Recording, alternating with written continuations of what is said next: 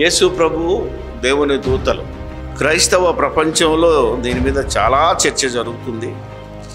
ఇదిగో ఈ హెబ్రీ పత్రికలో ఉన్నటువంటి కొన్ని సందర్భాలను మనం ఆలోచించి జాగ్రత్త పడదాం. అధ్యాయం అంతా ఈరోజు ధ్యానిద్దాం.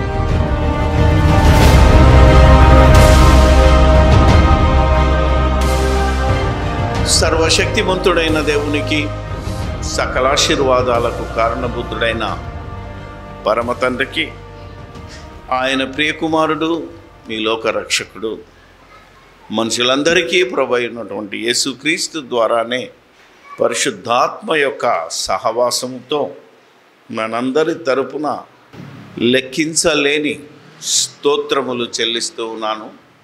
ప్రభువైన యేసుక్రీస్తును దేవుని కుమారుడని నమ్మి మరి ఆయన మరణ సమాధి పునరుత్థానములోనికి సాదృశ్యమైన బాప్తిస్మమును తీసుకొని ఆయన రాజ్యములో రాజు లైన యాజక సమూహంగా ఉండడానికి పిలువబడ్డ మీ అందరికీ ప్రభువైన యేసుక్రీస్తు నామములోనే నా వందనాలు, శుభములు తెలియచేస్తూ ఉన్నాను.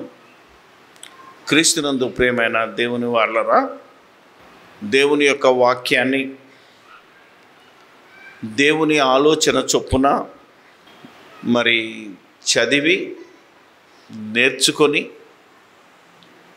మన బ్రతుకులు మార్చుకోవడానికి ఇక్కడికి వచ్చాం కనుక మరొక మంచి సంగతిని, బైబిల్ స్టడీ, హెబ్రీలకు రాసిన పత్రిక 1వ అధ్యాయం అంతా ఈరోజు ధ్యానిద్దాం. అందులో ఎవరిని గురించి రాయబడి ఉంది అనేదే మన ముందున్న పాఠం. యేసు ప్రభువు దేవుని దూతలు. ఈరోజు క్రైస్తవ ప్రపంచంలో దీని మీద చాలా చర్చ జరుగుతుంది. ఈ ఒక్కడు కూడా దేవుని ముందు మోకరించడానికి ఇష్టపడకుండా మా ఇష్టం, మేము యేసు ప్రభునే మరి దేవుడు అనుకుంటాం, మోకరిస్తాం అని ఇదిగో ఈ హెబ్రీ పత్రికలో ఉన్నటువంటి కొన్ని సందర్భాలను మనం ఆలోచించి జాగ్రత్త పడదాం. 1వ అధ్యాయము ఇక మొదటి నుంచి. పూర్వకాలమందు నానా సమయములలోనూ నానా విధములుగాను ప్రవక్తల ద్వారా మన పితరులతో మాట్లాడిన దేవుడు ఈ దినముల అంతమందు కుమారుని ద్వారా మనతో మాట్లాడెను. ఆయన అంటే దేవుడు ఆ కుమారుణ్ణి అంటే తన కుమారుణ్ణి సమస్తమునకు వారసునిగా నియమించెను. ఆయన ద్వారానే ప్రపంచములనంటే ఈరోజు తరతరాలు, యుగ యుగాలు మానవ జాతి ఏ విధంగా ఉండాలి, భూమి మీద తన పిల్లలు ఏ విధంగా ఉండాలో యేసుక్రీస్తు ద్వారా నిర్ణయించాడు అని దేవుని వాక్యం సెలవిస్తుంది. యేసు ప్రభు దేవుని మహిమ యొక్క తేజస్సును, ఆయన తత్వము దేవత్వము యొక్క మూర్తిమంతమునై ఉండి తన మహత్తు గల మాట చేత సమస్తమును నిర్వహించుచు పాపముల విషయములో శుద్ధీకరణము తానే చేసి దేవదూతల కంటే ఎంత శ్రేష్టమైన నామము పొందెనో వారి కంటే అంత శ్రేష్ఠుడై ఉన్నత లోకమందు మహామహుడగు. ఇక్కడ ఆలోచించాలి మనం. యేసు ప్రభు తన జీవిత కాలంలో దేవుని యొక్క తత్వాన్ని, దేవత్వాన్ని కలిగి ఉండి ఆ దేవుని యొక్క ప్రతిబింబముగా, ఆయన మహిమ యొక్క తేజస్సుగా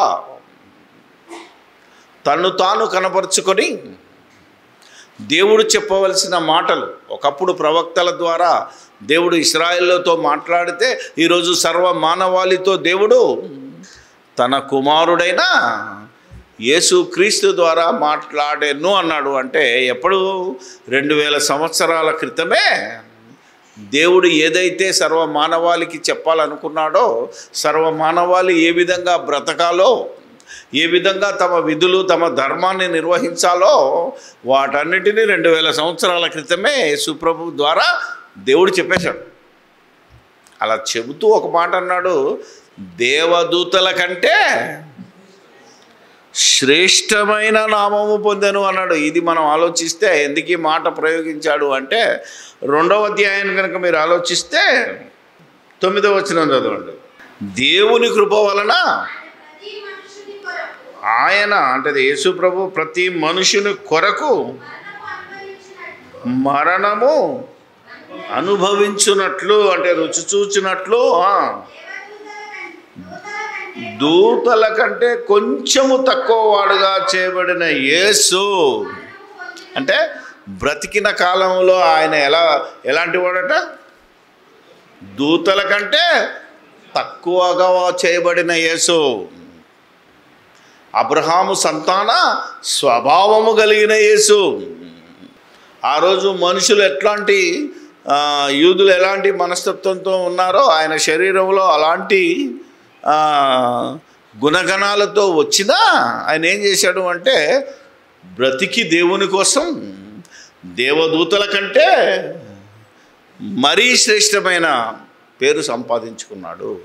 ఎందుకు ఈ మాట చెప్తున్నాడు అని కనుక మనం మాట్లాడితే, దేవదూతలు ఎవరో, దేవుని దూత దేవుని కుమారుడైన యేసుక్రీస్తు ఎవరో ఈ తేడాను మనకు తెలియచేయడానికి దేవుడు ఇదిగో హెబ్రీ పత్రికలు మరి మన కోసం రాయించాడు. కనుక ఈ హెబ్రీ పత్రికను మనం చదువుకునేటప్పుడు ఎవరితో ఎలా మాట్లాడుతున్నారో అనేది చూస్తే మీకు ఆశ్చర్యం వేస్తుంది. అంటే మనం చదువుకుంటూ పోతుంటాం కానీ ఇదంతా ఒక సీరియల్గా ఉన్నట్టు ఉంటుంది, కానీ ఇందులో చదివితే మీకు అర్థమవుతుంది. ఇప్పుడు అందుకే బైబిల్ చదవండిరా బాబు అని మొత్తుకుంటున్నాను. 5వ వచనం చూద్దాం. ఏలయనగా నీవు నా కుమారుడవు, నేను నేడు నిన్ను కని ఉన్నాను అని ఇదిగాక నేను ఆయనకు తండ్రినయ్యుందును అని.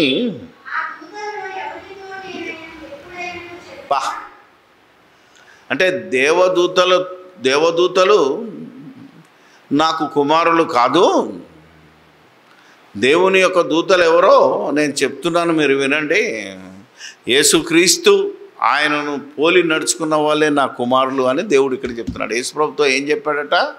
ఈ సృష్టి పుట్టక మునిపే దేవుడు యేసుప్రభుతో మాట్లాడాడు. ఏమని? నీవు నా కుమారుడవో, నేడు నేను నిన్ను కని ఉన్నాను, ఇదియుగాక నేను ఆయనకు తండ్రి అయ్యుండును, ఆయన నాకు కుమారుడు అయ్యుండును అనియు.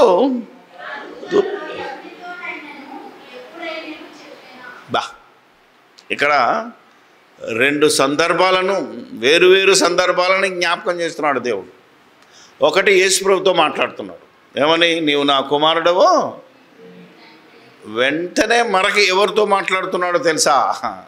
ఒకసారి దావీదుతో మాట్లాడిన మాట 2వ సమూయేలు, నేను ఆయనకు తండ్రి అయ్యుండును, ఆయన నాకు కుమారుడయ్యుండును అని ఎవరితో చెప్పాడు దేవుడు అంటే, సమూయేలు గ్రంథం, ఇది కీర్తన 2:7లో ఉంటే పైది. ఇప్పుడు సమూయేలు 2వ సమూయేలు 7వ అధ్యాయము 14వ వచనం. తండ్రినయ్యుందును అతడు నాకు చాలు.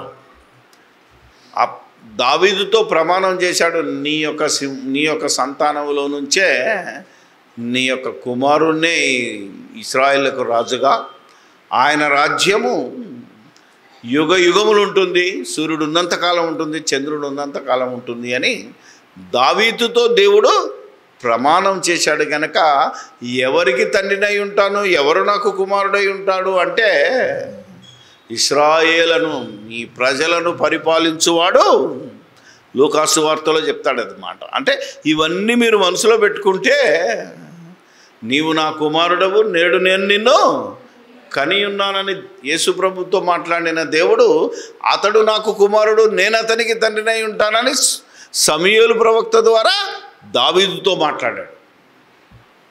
ఇంత తేడా ఉంటుంది. ఇంత కష్టపడాలి బైబిల్ని చదవాలి అంటే, బైబిల్ని అర్థం చేసుకోవాలి అంటే, బైబిల్ ప్రకారంగా బతకాలి అంటే ముందు నీకు వాక్యం అర్థం కావాలి. ఈ వాక్యం అర్థమైతే బైబిల్ ప్రకారంగా బ్రతకడం చాలా ఈజీ. చాలామందికి బైబిల్ ప్రకారంగా బ్రతకడం కష్టమనే భావం ఉంది, కానీ బైబిల్ అర్థమైతే ఈజీగా బ్రతకవచ్చు. లెక్కల మాస్టర్ ఉన్నాడు కదా, ఫార్ములా తెలిసిందనుకో ఏ లెక్కైనా చేసేయచ్చు కదా, ఈజీగా చేసేయచ్చు. ఫార్ములా తెలియాలి మనకు.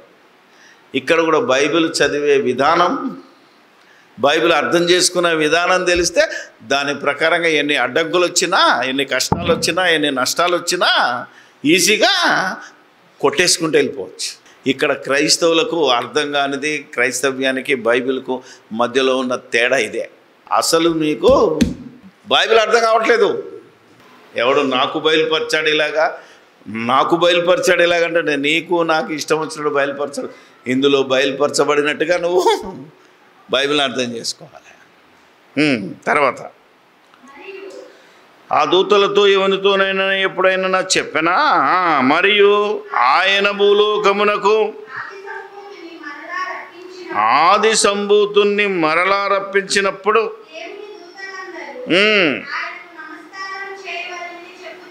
బా ఎప్పుడైతే ఈ ఆది సంభూతుడు అంటే మొదట పుట్టినవాడు, అంటే సృష్టి పుట్టక ముందే పుట్టాడు. అంటే ఈ ప్రపంచములు ఏదైతే మనకు కనబడుతున్నవో కలిగి ఉన్నది ఏదియో ఆయన లేకుండా కలగలేదు కనుక ఆయనను రెండవసారి మరలా భూమి మీదకి రప్పించినప్పుడు ఎవరు నమస్కారం చేయాలట? దేవదూతలందరూ. ఒకప్పుడు దేవదూతల కంటే తక్కువ వాడుగా చేయబడిన యేసు రెండవ రాకడలో ఆయన వచ్చినప్పుడు ఏం చేయాలంటే దేవదూతలందరూ నమస్కారం చేయాలి. It's wonderful word. ఇదే దేవదూతలు యేసు ప్రభు ఈ లోకానికి మొదటిసారి వచ్చినప్పుడు అంటే ఏమంటారు, అది పశువుల తొట్టిలో పరుండబెట్టినప్పుడు వీళ్ళేం చేశారో తెలుసా? అప్పుడు యేసు ప్రభుకు నమస్కారం చేయలేదు వాళ్ళు. ఎందుకంటే దేవుణ్ణి స్తుతించారు. లూకా రాసిన సువార్త 2వ అధ్యాయం 14వ వచనం, 13-14 వచనాలు చదవండి. వెంటనే పరలోక సైన్య సమూహము ఆ దూతతో కూడా ఉండి దేవునికి మహిమయు భూమి మీద సమాధానము కలుగునుగాక అని దేవునికి స్తోత్రం చేశారు. సర్వ సైన్యం, దేవుని యొక్క సైన్యం, దేవదూతలు. ఎందుకంటే మీకు కీర్తన 104లో చదివించాను. దేవదూతలందరూ ఎవరు అనుకుంటున్నావు? దేవుని సైన్యము. ఆ దేవదూతలు ఎలా ఉన్నారయ్యా అని అడిగితే వివరణ చెప్తున్నాడు అక్కడ. కీర్తనల గ్రంథం 103 ఆఖరి మాట, 104 మొదటి మాటలు. కీర్తనల గ్రంథం 103వ అధ్యాయము 20-21 అక్కడి నుంచి చదువుదాం. 20 నుంచి కంటిన్యూ చదువుదాం 104 వరకు. జలములలో ఆయన తన గదుల దూలములను వేసి ఉన్నాడు. అంటే నువ్వు సముద్రానికి వెళ్ళినా ఆయనకు నివాస స్థలం అది. మనకి చెప్తున్నాడు, జలముల తన గదుల దూలములను. గదికి ఏమేస్తారు? ఉంటాయి కదా, ఇల్లు కట్టుకోవాలంటే దూలం కంపల్సరీ కదా. ఇప్పుడంటే మీరు పిల్లర్లు వేసుకున్నారు, కానీ ఒకప్పుడు మన ఇంటికి ఏముంటేంటి? దూలాలే కదా. ఆలోచన చేయండి. అంత మన లెవెల్కి దిగొచ్చి మనకు అర్థమయ్యేటట్టు మాట్లాడుతున్నాడు దేవుడు. మేఘములను తనకు వాహనములుగా చేసుకొని గాలి రెక్కల మీద గమనము చేయి. గాలి రెక్కల మీద ఎంత కవిత్వం ఉంది ఇక్కడ, ఎంత అద్భుతం ఉంది. గాలి రెక్కలు ఉన్నాయి, గాలి రెక్కల మీద గమనము నడుస్తున్నాడు దేవుడు. అంటే ఈ గాలి ఎవరు ఇప్పుడు చెప్పండి? దేవదూత. దేవదూతలు రెక్కల మీద దేవుణ్ణి మోసుకొస్తున్నారు. అంటే దేవుని దూతలు. అగ్నిని ఇంకా వాయువులను తనకు దూతలుగాను, అగ్ని జ్వాలలను తనకు. అగ్ని జ్వాలలు. అగ్ని ఎవరట? అగ్ని జ్వాలలు ఎవరు? దేవదూతలు. వాయువులు ఎవరు? దేవదూతలు. ఈ దేవదూతలు ఎవరు? దేవుని సైన్యం. ఇప్పుడు వీళ్ళందరి కాపుదలలో మనం ఉన్నామా లేదా? ఏమా, అగ్ని లేకపోతే నువ్వు బతకలేవు, గాలి లేకపోతే బతకలేవు, అవునా కదా? ఆకాశం లేకపోతే బ్రతకలేవు, భూమి లేకపోతే బ్రతకలేవు. అందుకనే దేవుడు ఆకాశమా ఆలకించుము, భూమి చెప్పుకుంటున్నాడు. ఇంతకీ వీళ్ళు ఈ చెవి పెట్టి ఇనుటోళ్ళు ఎవరు? వీళ్ళు దేవదూతలు. ఆకాశం ఒక దేవదూత, భూమి ఒక దేవదూత. ఈ దేవదూతలందరినీ మన క్షేమం కోసం, మనకు పరిచారము చేయటానికి దేవుడింత ప్రణాళిక రచించి పెడితే మన చుట్టూ ఉన్నాయి, మనకు కనబడతలేవు. ఇంకా మనం ఒకటి ప్రార్థన, ఒకటి దేవుని నమ్మక, మా ఇంటి చుట్టూని దేవదూతల కంచెయి ఉందా ప్రార్థన? ఏమ్మా, ఆల్రెడీ కంచేసి పెట్టాడు, నీకు అర్థం కాలేదు. ఇదిగో ఇక్కడ చెప్పాడు, నువ్వు అడగక ముందే నీ ఇంటి చుట్టూ ఏమన్నాడు? కంచె. నిన్ను కాపాడాలనుకున్నాడు అనుకో, వా స్పీడ్గా వెళ్తున్నాం, వెంట్రుక వాసులో ప్రమాదం తప్పిందంటే అబ్బా ఐఎమ్ లక్కీ అనుకున్నావు. కాదురా నాయనా, జస్ట్ భూమిని ఉంచాడు అంతే. అప్పుడు ఎంట్రుక వాసులో నీకు ప్రమాదం తప్పిపోయింది. అవునా కదా? మీరు ఆలోచన చేయాలా? ఇలా బెండ్ చేశాడు అనుకో, ఆడు అడిపోతాడు, వీడు పోతాడు. నువ్వు నకరాలు చేసావనుకో, ఇటు తిప్పాల్సింది ఇటు తిప్పాడు అనుకో, అవుట్. మన పని ముగించడానికి కూడా వాళ్ళే ఉన్నారు, తేల్చడానికి, మన లెక్క తేల్చడానికి మళ్ళీ దేవదూతలే ఉన్నారు మన చుట్టూ.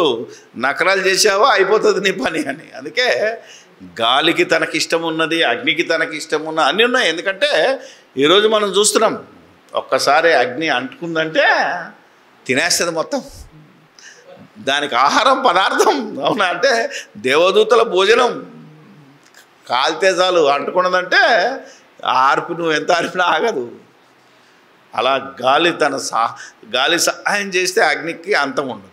చూడాలి మీరు. అందుకనే ఇదిగో దేవుని దూతల విషయం, ఆ దూతలు మన కోసం ఉన్న విషయం. ఆ దూతల లాంటి దూతల కంటే తక్కువ వాడుగా ఒకప్పుడు చేయబడిన యేసు మానవ ఆకారంలో ఉన్నప్పుడు ఆ దేవదూతల చేత నమస్కారం చేయించేవాడిగా ఎదిగాడు అని చెప్తున్నాడంటే ఎందుకు చెప్తున్నాడు మాట? నువ్వు కూడా ఈ దూతల చేత ఏం చేయించుకోవాలి? యేసు రెండవ రాకడలో దూతలు ఏం చేయాలంట నీకు? యేసుప్రభు నమస్కారం చేస్తే మరి నువ్వు యేసుప్రభులో బతికితే నీకు నమస్కారం చేస్తాయి, లేకపోతే కూర్చోరు. అందుకే రోమాపత్రిక 19 నుంచి చదువుదాం, 18 నుంచి చదువుదాం. ఎదుట ప్రత్యక్షము కాబో మహిమ ఎదుట శ్రమలు ఎన్న తగినవి కావని ఎంచుకొనుచున్నాను. దేవుని కుమారుల ప్రత్యక్షత కొరకు సృష్టి. బా, ఎవరు దేవుని కుమారులు, ఎవరు యేసుప్రభుని నమ్మారు, ఎవరు యేసుప్రభులాగా బతుకుతున్నారు అనే వారి కోసమట ఈ సృష్టి ఏం చేస్తుందట? బా, దేవదూతలు, భూమి, ఆకాశము, ఈ పంచభూతములు ఆశతో ఎదురు చూస్తున్నాయట. మనమేమో తినుమా, తాగుమా, సుఖించుమా. అవునా? జనులు పెళ్ళికిచ్చుకు, పెళ్లి చేసుకోవటానికి, తినుటకు, తాగుటకు, తిరువాత ఆడుటకు లేచిరి. ఇది మన పరిస్థితి. కానీ సృష్టి మన గురించి ఆలోచిస్తుంది. ఏమని? మనం దేవుని కుమారులుగా ప్రత్యక్షం అవ్వాలి అంటే యేసు ప్రభుని నమ్మాలి, యేసు ప్రభు దేవుని కుమారుడని నమ్మాలి. ఆయన కుమారుడై ఉన్నట్టు మనం కుమారులం అవ్వాలి. ఆయన ఎంత శ్రేష్టత్వాన్ని సంపాదించుకున్నాడో మనం అంత శ్రేష్ఠులుగా బ్రతకాలని ఈ భూమి ఆకాశములు మన కోసం ఎదురు చూస్తున్నాయి. ఆశతో తెరిచూచుచు కనిపెట్టుచున్నవి. ఏలైనగా దాస్యములో నుండి విడిపింపబడి బహు మహిమగల స్వాతంత్ర్యము పొందుదు మనం కలదై.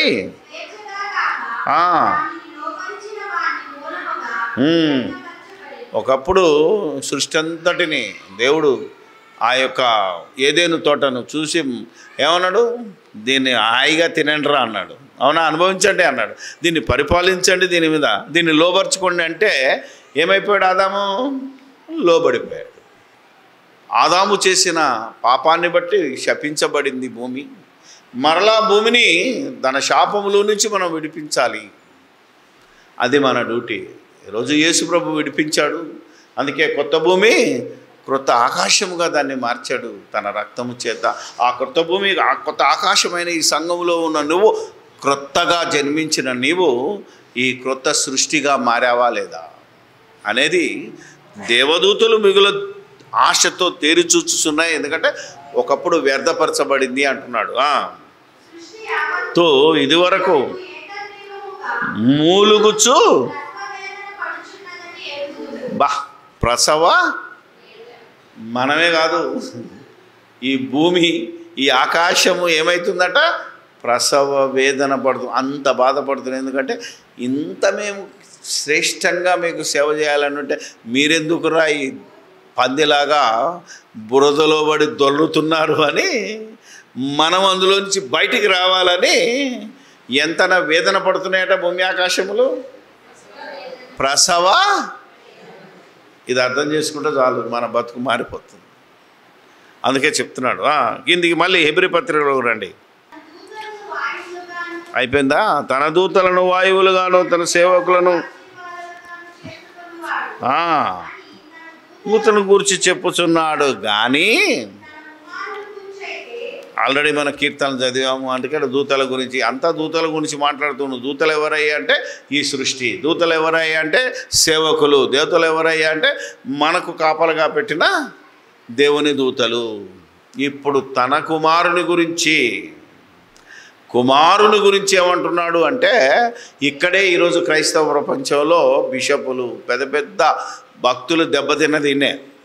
విశాఖపట్నంలో ఒకడు ఉన్నాడు, అతనికి నాకు వాదన పడింది. అలాగే వేరే వేరే ప్రాంతాల్లో ఉన్న మేమేం మరి పెద్ద గొప్ప జ్ఞానం అనుకున్న వాళ్ళందరూ ఇక్కడ తప్పులో కాలేశారు. ఈ వచనాన్ని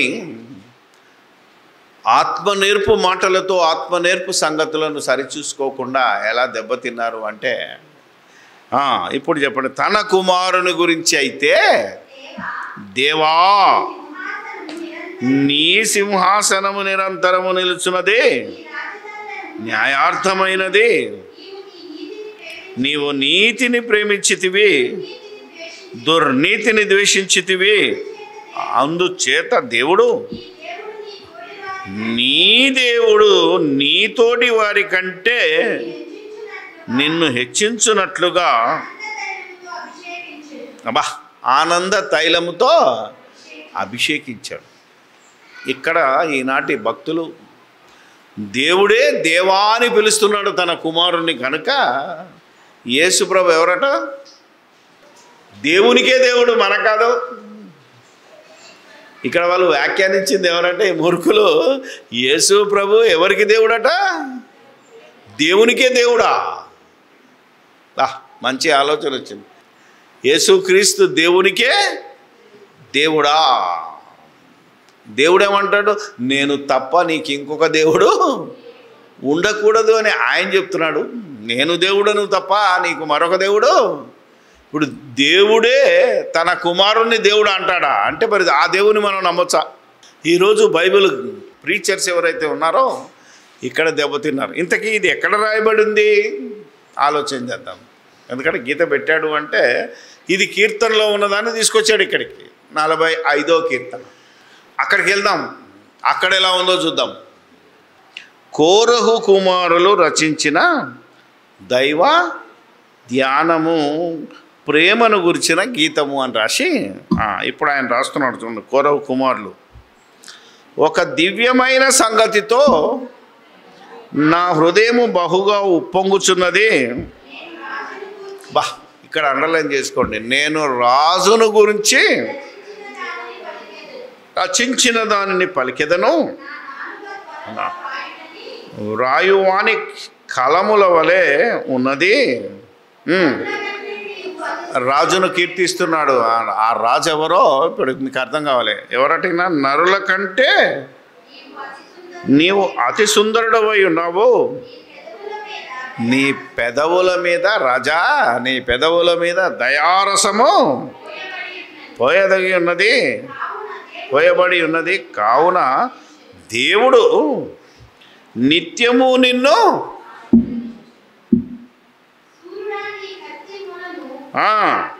పట్టుకొనుము, ధరించుకునము చుటకు నీ వాహనమెక్కి బయలుదేరుము.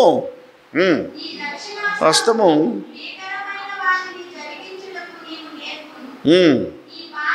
వాడిగలవి.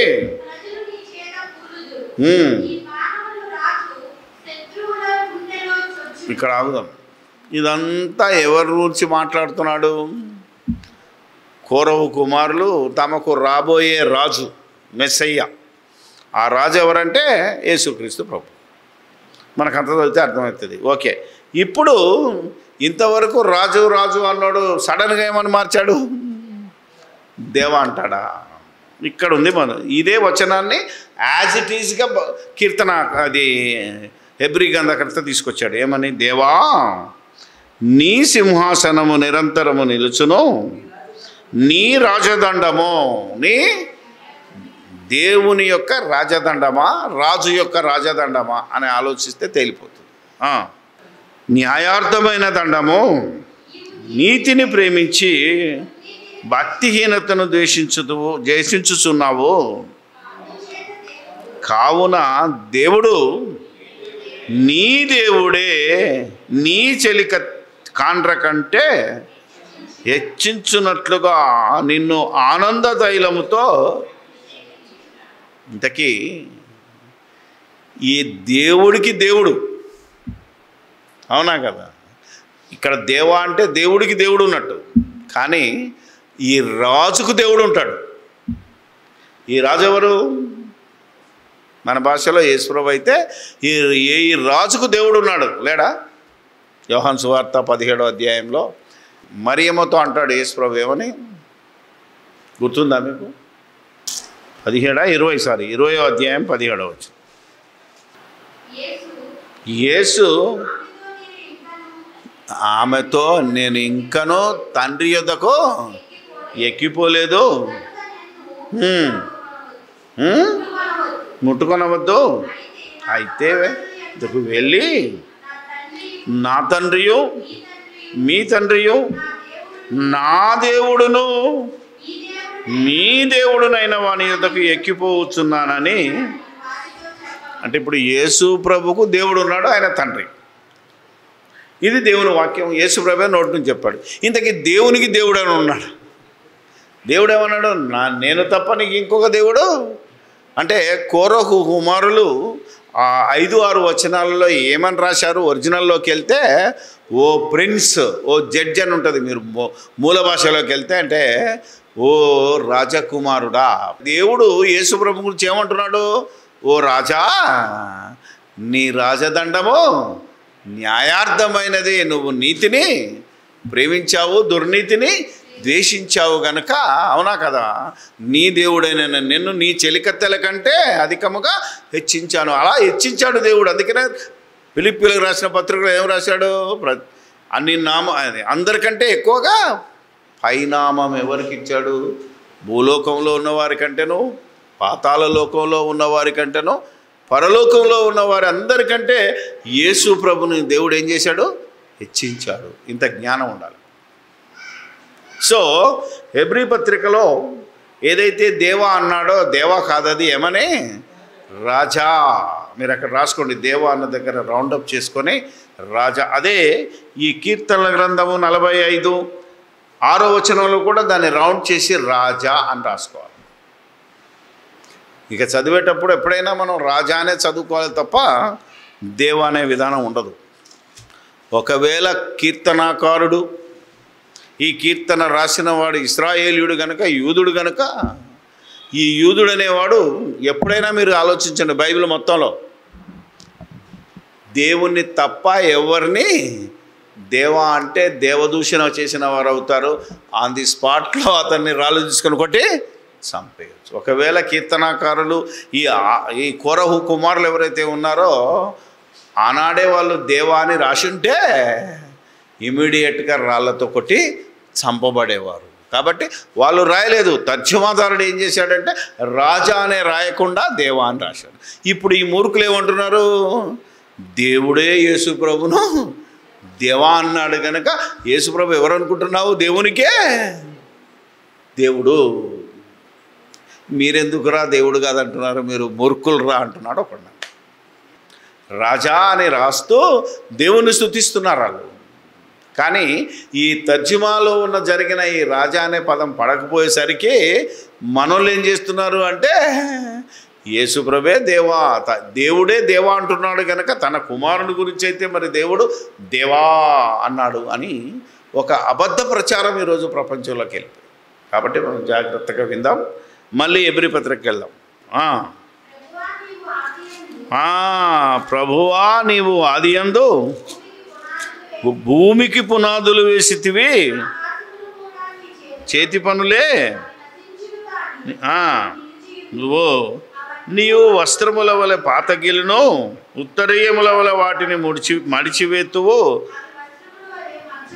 కానీ ఉన్నావు, నీ సంవత్సరములు తరగవు అని చెప్పుచున్నాడు. చాలు. ఇక్కడ వచనం ఎక్కడిది? ఇది దీన్ని కూడా యేసుప్రభుకు ఆపాదించారే తప్ప ఇక్కడ ప్రభువా అన్న దగ్గర ఏమున్నది?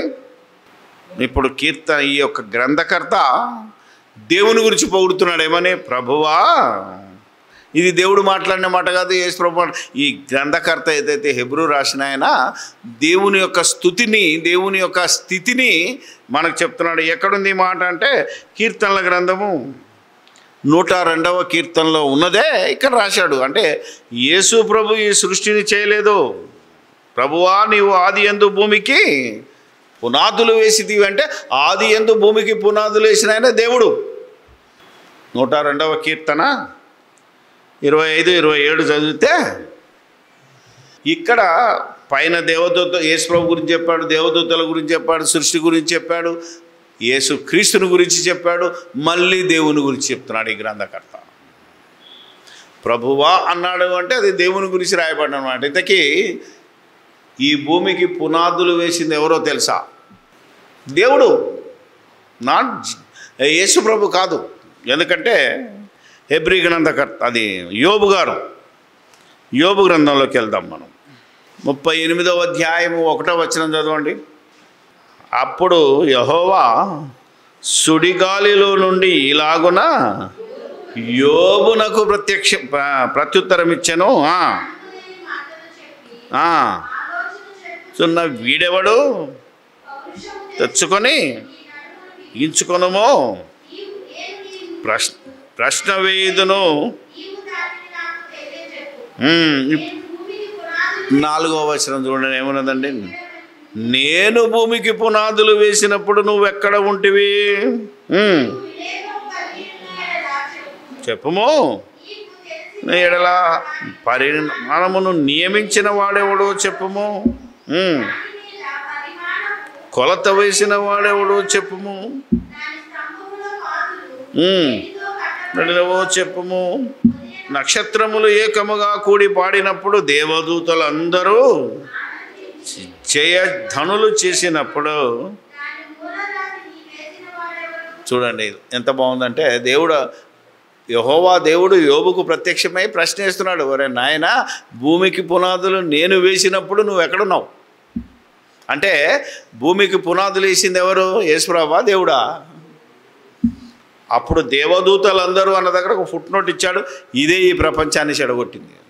ఆ ఫుట్ నోట్ ఏంటంటే కింద ఏమనుంటుందంటే దేవుని అంటే దేవదూతలు కూడా దేవుని కుమారులు అనేసాడు తప్ప దేవదూతలు దేవుని కుమారులు కాదు.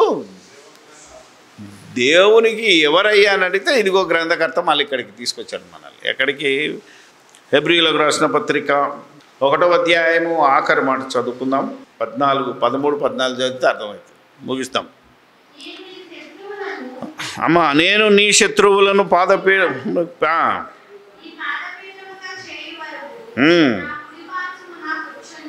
కూర్చుండు అని దూతలతో ఎప్పుడైనాను. ఇది ఎక్కడిది? ఇది మళ్ళా కీర్తన 110. దేవుడు ఎవరితో చెప్పాడు అని దావీదు చెప్తున్నాడు అంటే ఒకసారి చూడండి. 1-2 వచనాలు చదువుదాం.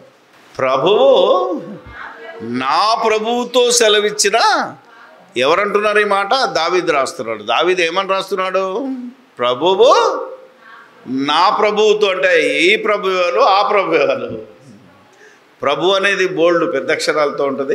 ఆ ప్రభు అయిన దేవుడు, ప్రభు అయిన యేసుక్రీస్తుతో సెలవిచ్చిన వాక్కు, ఆయనతో మాట్లాడుతున్న వాక్కు అని దావీదు రాశాడు. ఆ కీర్తన కింద రాశాడు. ఇప్పుడు చూడండి ఏమని రాశాడు, ఏమని చెప్తున్నాడు యేసు ప్రభుతో దేవుడు? నేను నీ శత్రువులనమ్మా, నీ పాదములకు పీఠముగా చేయు వరకు నీవు నా కుడి పార్శ్వమున. చాలమ్మా. అంటే దేవుడు ఎప్పుడు యేసు ప్రభుతో మాట్లాడుతూ, తన కుమారునితో మాట్లాడుతూ, నీవు నా కుడి పార్శ్వమున కూర్చో అని యేసు ప్రభుతో మాట్లాడాడు. కానీ ఏ దూతలతో ఎప్పుడూ చెప్పలేదు. ఇంతకీ ఈ దూతలు ఎవరు? 14వ వచనం, వీరందరూ రక్షణయను స్వాస్థ్యము పొందబో వారికి పరిచారము చేయుటకై పంపబడిన సేవకులైన ఆత్మలు. అంటే దేవదూతలు ఎవరు చెప్పండి ఇప్పుడు? మనకు సేవ చేయడానికి పంపబడిన ఆత్మలు. సొంతగా ఈ ఆత్మలు అంటే, ఆత్మలు అంటే కనబడే రూపం ఉండదు వారికి. అవి రూపాంతరము చెందితే మన ముందు మనకు కనబడుతుంది. ఒక దేవదూత భూమిగా మారిపోయింది, ఒక దేవదూత సూర్యుడిగా మారిపోయారు, ఒక దేవదూత చంద్రుడిగా మారి, ఒక దేవదూత నక్షత్రములుగా, ఒక దేవదూత గ్రహాలుగా, ఒక దేవదూత గాలిగా, గాలిలో ఉన్న మూలకాలుగా, అగ్నిగా, ఇలా మన కోసము మార్పు చెందాయి. మరలా మనం గనుక రక్షణ పొందితే, మనం రక్షింపబడి మనం పరలోకానికి ఎత్తబడితే ఇవి ఏమైపోతాయట? కాలిపోయి తమ ఒరిజినల్ రూపంలోకి వెళ్ళిపోతాయి. మనము మన ఒరిజినల్ రూపంలోకి ఎలా వెళ్తామో అవి కూడా తన పూర్వపు స్థితిని చెందుకుంటాయి. కాబట్టి ఈ దేవదూతలు ఎవర్రా బాబు అంటే, మనకు సేవ చేయడానికి, పరిచారము చేయడానికి పంపబడిన ఆత్మలు. ఇప్పుడు యేసు ప్రభు ఏం చేశాడు అంటే, వాటితో పని చేసుకున్నాడు. కాబట్టి వాటితో నమస్కారం చేయించుకుంటే ఒక గొప్ప శక్తిమంతుడు అయ్యాడు. ఇప్పుడు మనం ఏం చేయాలి? దేవునికి సేవకులైతే మనకు కూడా సేవకులే కదా. సేవకులకు మనం ఏం చేయాలా? ఆర్డర్ వేయాలా? దండం పెట్టాలా? ఏమండి? ఈ భూమి ఎవరు? దేవదూత. ఈ భూమిని ఏం చేయాలి? మనం పని చేయించుకోవాలా? భూమికి వెళ్ళి మొక్కాలా? ఒక పోపు ఉంటాడు, ఆయన ఏ దేశంలోకి వెళ్తే ఆ దేశంలో వెళ్ళి భూమిని ముద్దాడి మొట్టుకుంటాడు. ఇంతకీ ఆడికి బైబిల్ తెలుసా? ఆలోచన చేయాలి కదా చాలామంది ఇట్లా. అందుకే భూమిని మొక్కడం అనేది మనకు తెలిసిన విషయం కాదు. మనం చేయవలసిన, భూమికి కానీ, గాలికి కానీ, అగ్నికి కానీ, దేనికి మనం మొక్కవలసిన పని లేదు. దాని చేత మనము పని చేసుకోవాలి. మరి ఇప్పుడు భూమిలో నుంచి, చెట్టులో నుంచి ఒకటి వచ్చింది. ఏంటిది అది? నోట్. ఏంటా నోటు? ఎక్కడుంది అది?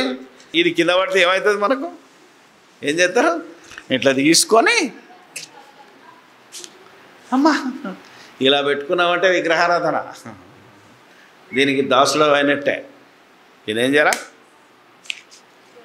ఎందుకంటే దుమ్ము ఉందని కొట్టుకోవాలి అంతే తప్ప దీనికి దండం పెట్టామంటే విగ్రహారాధన. ఎందుకంటే ఇది భూమిలో నుంచి వచ్చింది. సో ఇలాంటివి ఎన్నో తప్పులు క్రైస్తవులు చేస్తున్నారు. ఏదో మనం హిందువుల జోలికి వెళ్ళకుండా ఇది కూడా విగ్రహారాధన. అంతేనా కదా? ఆలోచన చేసి దీని చేత మనం ఏం చేయాలా? పని చేయించుకోవాలా? దీనికి దండం పెట్టి, దీపం పెట్టి, దండం పెట్టి ఆరాధన చేయాలా? తెలియని వాళ్ళు చేస్తున్నాడు. ఆలోచన చేయండి. అందుకనే ఈ దేవదూతల సమూహంలోంచి వచ్చిన దేన్నైనా నువ్వు ఆనందంగా ఆరగించి దీంతో పని చేయించుకోవడానికి పుట్టావు. అలా యేసు ప్రభు తను పని చేసుకోవడానికి వారి చేత పని చేయించుకున్నాడు.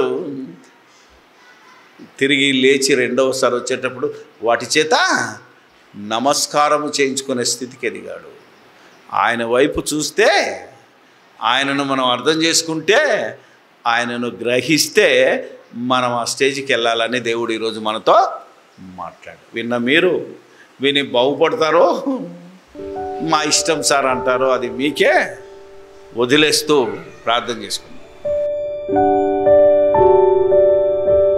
పరిశుద్ధుడైన మా తండ్రి, దయగల మా దేవుడా, మీ ఘనమైన నామానికి వేలాది స్తుతి స్తోత్రాలు చెల్లిస్తున్నాం. మేమెవరమో, మీ కుమారుడైన యేసుక్రీస్తు ఎవరో, దేవా మాకు పరిచారం చేసే దూతలు ఎవరో, ఈ ప్రకృతి ఏంటో, మీరు మా ప్రభు అయిన యేసుక్రీస్తును ఎలా పిలిచారో అన్ని విషయాలు కొద్దిసేపు నేర్చుకున్న మేము మా బ్రతుకులు మార్చుకొని యేసు వైపు చూస్తూ యేసులాగా బ్రతికి దేవా ఆయన రెండవ రాకడలో మేము మహిమ శరీరాలను ధరించుకొని ఈ సృష్టి మీద అధికారము చెలాయించే గొప్ప వ్యక్తులముగా ఉండగలుగునట్లు ఈ సంఘము సార్వత్రిక సంఘానికి మాదిరికరంగా ఉండగలుగునట్లు సమస్తము మీ మహిమార్థమై జరిగించగలుగునట్లు సహాయము దయచేయండి. యేసు ప్రభుల వారి దివ్యనామాన్ని అడిగి వేడుకొనుచున్నాము తండ్రి.